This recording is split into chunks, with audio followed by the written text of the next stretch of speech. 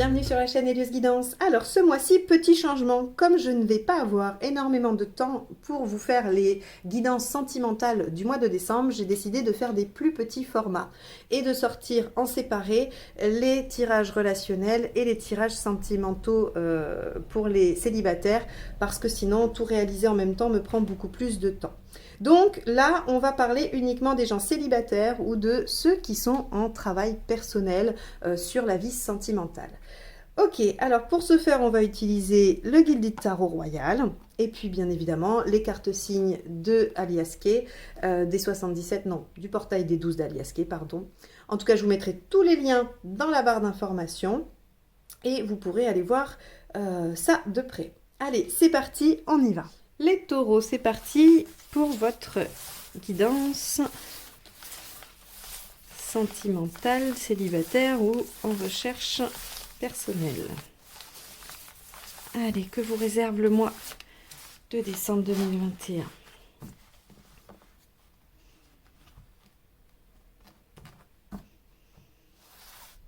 Votre état d'esprit. Le pendu. Ce que vous souhaitez. Le magicien inversé. Pourquoi ça ne marche pas? La tour inversée. Ce qu'il faudrait faire. Le diable, l'issue à court terme. L'impératrice et à plus long terme, la mort inversée. Ok.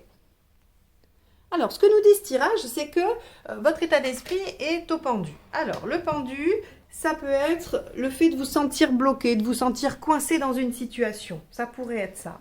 Ça peut aussi, avec le pendu, être une envie de s'élever spirituellement, une envie de voir les choses autrement, de changer de point de vue. Vous pouvez peut-être être en train de vous dire que finalement, dans votre vie sentimentale et émotionnelle, il y a d'autres façons de voir les choses.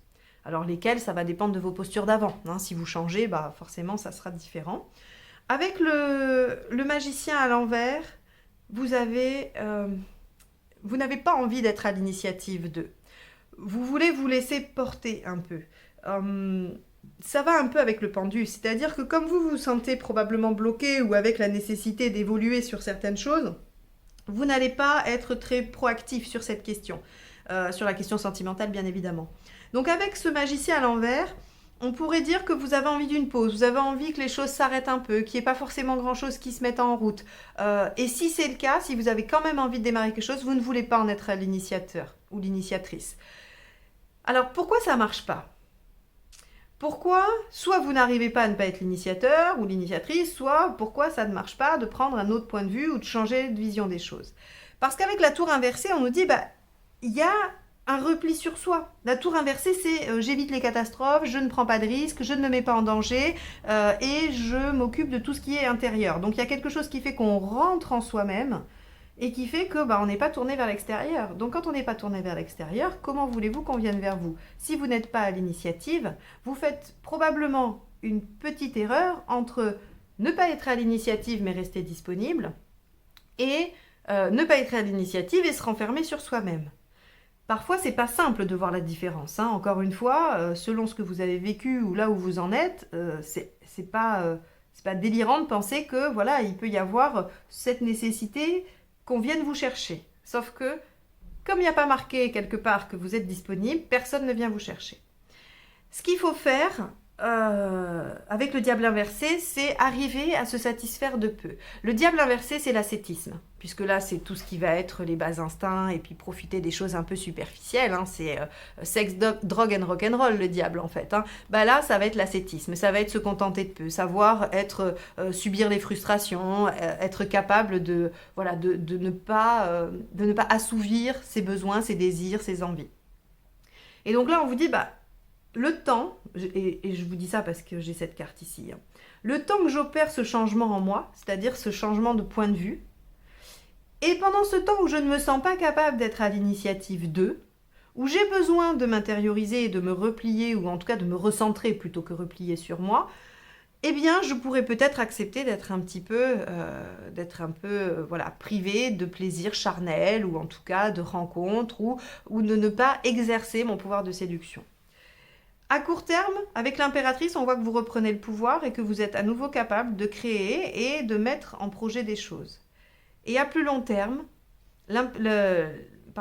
l'arcane 13 inversé nous dit qu'il y a une transformation profonde et durable, mais qui se fait en douceur, qui ne se fait pas dans la douleur. Parce que quand elle est comme ça, on va vers quelque chose d'un changement radical, soudain, parfois douloureux, souvent douloureux, alors que là, avec l'arcane 13 inversé, on est sur quelque chose qui est vraiment dehors de la transition douce, lente, mais qui se fait quand même. C'est un changement profond. Ok.